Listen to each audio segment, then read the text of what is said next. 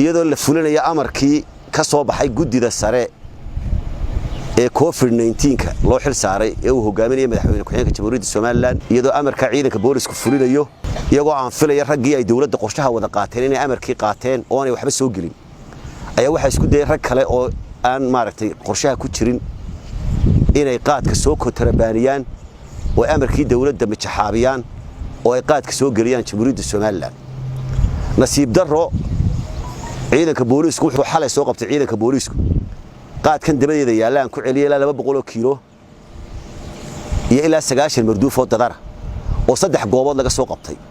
oo lagu soo qabtay 2 gaari iyo hal eedaysane gaari la eriyaday uu boolisku eriyado borobogo soo halka ayaa loo arki doontaan oo uu ka carray eedaysanihi iyo gaari ka dameer qadiyaha loo yaqaano oo lagu soo qabtay eedaysanihi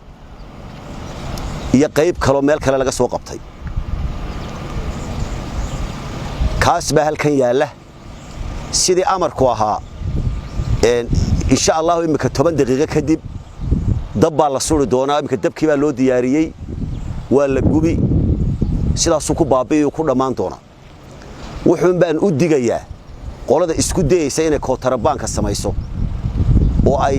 qorshihii dawladda intay majaxaabiso qaadka soo geliso qaranka Soomaaliland